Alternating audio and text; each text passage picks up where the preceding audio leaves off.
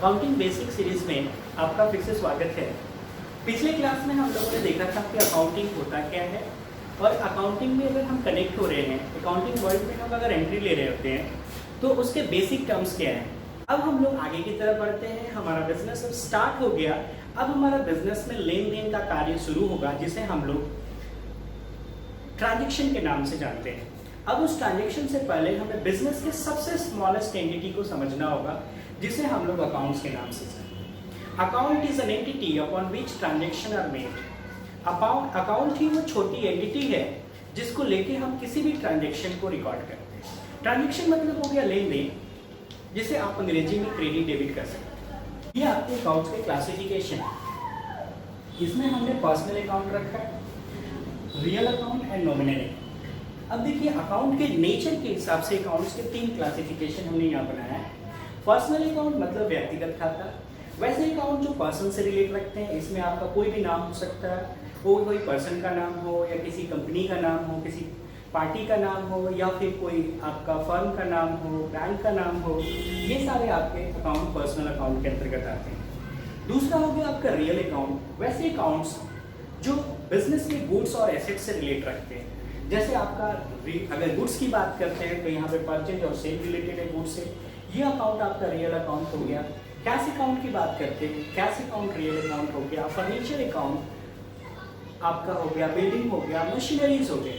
वो सारे assets related accounts जो आपके हैं वो हमारे रियल अकाउंट्स की कैटेगरी में आते हैं। Third is your nominal account. Nominal account के बारे में कहा गया है कि वैसा अकाउंट जो हमारे बिजनेस में एक्सपेंस या लॉस है या इनकम और गेन है। मतलब वो बिजनेस के ट्रांजेक्शन को देख के ही हमें समझ में आता है कि ये हमारे लिए खर्चा है या हमारे लिए आमदनी है। तो वैसे अकाउंट्स को हम लोग नॉमिनल अकाउंट की कैटेगरी में रखते हैं। तो अकाउंट्स के क्लासिफिकेशन के पीछे रीजन क्या है ये हम आगे देखेंगे। तो आपको यहाँ पे सारे अकाउंट्स हैं, बट सारे अकाउंट्स को के नेचर के हिसाब से हमने 3 कैटेगरी में रखा है।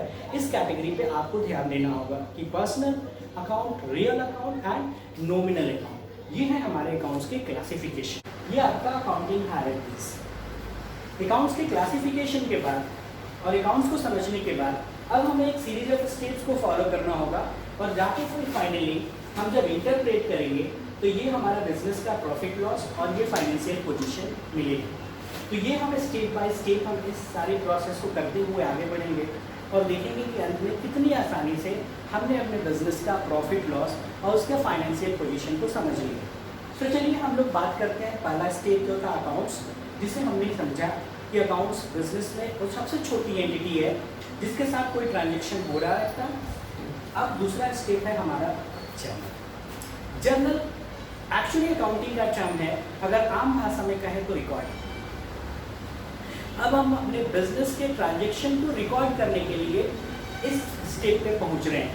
इस स्टेप को अकाउंटिंग में जर्नल कहते हैं और जर्नल एक्चुअली लैटिन वर्ड जू से बना है जिसका मतलब ही होता है डेली। यहाँ पे जर्नल को हिंदी में रोजनामचा कहते हैं और ये एक ऐसा डॉक्यूमेंट है या एक ऐसा बुक कहेंगे, किसी बुक में आप हर दिन के ट्रांजेक्शन को रिकॉर्ड करें। अब बात आती है कि हमारे डेली ट्रांजेक्शन को रिकॉर्ड करने के लिए जो बुक है उसे जर्नल कहते हैं। बस उस जर्नल में रिकॉर्डिंग कैसे करें, तो इस जर्नल में रिकॉर्डिंग से पहले हमें रिकॉर्डिंग सिस्टम को समझना होगा। आज पूरा दुनिया जिस रिकॉर्डिंग या एंट्री सिस्टम पे काम कर रहा है उस एंट्री सिस्टम को हम लोग डबल एंट्री सिस्टम कहते हैं। डबल एंट्री सिस्टम हिंदी में बोलें तो दोहरा लेखा प्रणाली। एक ऐसा एंट्री सिस्टम जो हमारे ट्रांजेक्शन के बोथ एस्पेक्ट को रिकॉर्ड करने की सुविधा देता है। मतलब अगर डबल एंट्री सिस्टम को हम डिफाइन करने जाएं तो इसे हम सिंपली कहेंगे it is an entry system which keep track of both aspect of transaction. एक ट्रांजेक्शन में 2 एस्पेक्ट जनरेट होता है। जैसे ट्रांजेक्शन मतलब लेन देन, तो आपके ट्रांजेक्शन में जो 2 एस्पेक्ट हुए, एक लेन और दूसरा देन, तो ये लेन देन या देन लेन, इन दोनों एस्पेक्ट को रिकॉर्ड करता है हमारा डबल एंट्री सिस्टम कहता है रिकॉर्ड करने को। और इसे रिकॉर्ड करने वाले उस बुक को आप जर्नल के नाम से जानेंगे। तो बात आती है कि जब एक ट्रांजेक्शन हो रहा होता है उस ट्रांजेक्शन में हम ये कैसे समझेंगे कि कौन सा लेन है और कौन सा देन है। मतलब जब हम दोहरा लेखा प्रणाली या डबल एंट्री सिस्टम पे रिकॉर्डिंग की बात कर रहे हैं तो हमने बोला कि यहाँ पे बोथ एस्पेक्ट को हमें रिकॉर्ड करना है। एक हमारा डेबिट और दूसरा क्रेडिट। डेबिट मतलब देन और क्रेडिट मतलब लेन। डेबिट को शॉर्ट फॉर्म में DR से रिप्रेजेंट करते हैं और क्रेडिट को शॉर्ट फॉर्म में CR से रिप्रेजेंट करते हैं। तो यहाँ पे देन और लेन जब ट्रांजेक्शन में रिकॉर्ड करने की बात आएगी तो वहाँ पे एक आम यूजर को परेशानी होगी कि कौन सा देन हुआ, कौन सा लेन हुआ, कौन सा डेबिट हुआ, कौन सा क्रेडिट हुआ। इसके लिए अकाउंटिंग सिस्टम में एक सिंपल सा रूल बनाया गया है जो आपके हर तरह के अकाउंट्स पे अप्लीकेबल होता है, जिसे हम लोग गोल्डन रूल के नाम से भी जानते हैं।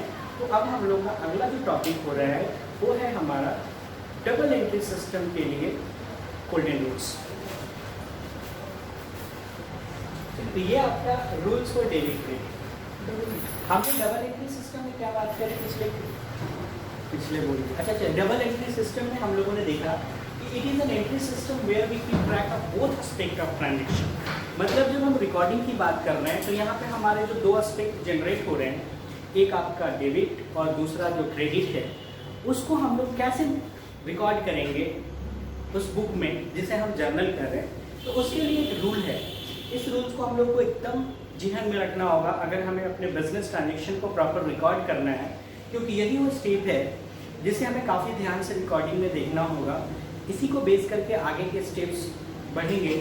तो यहाँ पे देखिए डेबिट क्रेडिट के रूल हैं जिसे हम लोग अकाउंटिंग में गोल्डन रूल भी कहते हैं। इसमें फर्स्ट लाइन है पर्सनल अकाउंट। पर्सनल अकाउंट के ऊपर अगर आपके ट्रांजेक्शन में कोई भी पर्सनल अकाउंट के नेचर का लेजर दिखता है, पर्सनल अकाउंट नेचर का कोई अकाउंट दिखता है इस कैटेगरी का, तो आप उसे इस रूल के ऊपर अप्लाई करेंगे। Debit the receiver and credit the giver.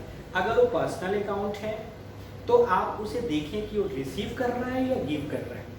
अगर वो रिसीवर है तो उसे डेबिट साइड में रखेंगे और अगर वो गिवर है तो उसे क्रेडिट साइड में रखेंगे। उसी तरह से आपके ट्रांजेक्शन में अगर किसी रियल अकाउंट नेचर का अकाउंट है जिसके साथ ट्रांजेक्शन हो रहा होता है, तो वहाँ भी आपको देखना होता है कि उसमें इस रूल के हिसाब से जो कि लिखा हुआ है debit what comes in and credit what goes out. अगर रियल अकाउंट्स का अकाउंट है और तो अगर वो रिसीव हो रहा है, आपके बिजनेस में आ रहा है तो उसे डेबिट साइड में रखेंगे, और आपके बिजनेस से वो जा रहा है तो उसे हम क्रेडिट साइड में रखेंगे।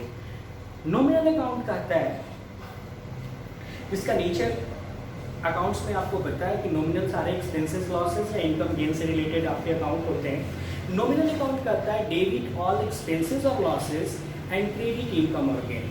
मतलब आपके बिजनेस में जितने भी एक्सपेंस या लॉस रिलेटेड आपके अकाउंट हैं उसे आपको डेबिट साइड में रखना है, और बिजनेस के जितने इनकम या गेन से रिलेटेड आपके अकाउंट हैं, ट्रांजेक्शन में अगर वो इन्वॉल्व हैं तो आपको उन्हें क्रेडिट साइड में रिकॉर्ड करना है। तो ये हमारे गोल्डन रूल के हिसाब से अपने ट्रांजेक्शन्स में अकाउंट्स के उसके नेचर के हिसाब से समझना है और उसे एक सही पोजीशन में रखना है।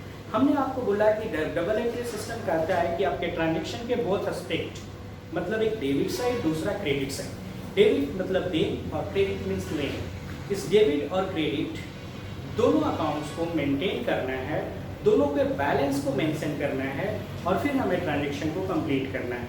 सो इस चीज़ को हमें विशेष ध्यान देके समझना है कि हमारा ये गोल्डन रूल हमारे ट्रांजेक्शन में बहुत इंपॉर्टेंट रोल प्ले करने वाला है। तो इसके आगे अब हम लोग रिकॉर्डिंग के लिए तैयार हो गए हैं। तो हमारा नेक्स्ट टॉपिक है जर्नल।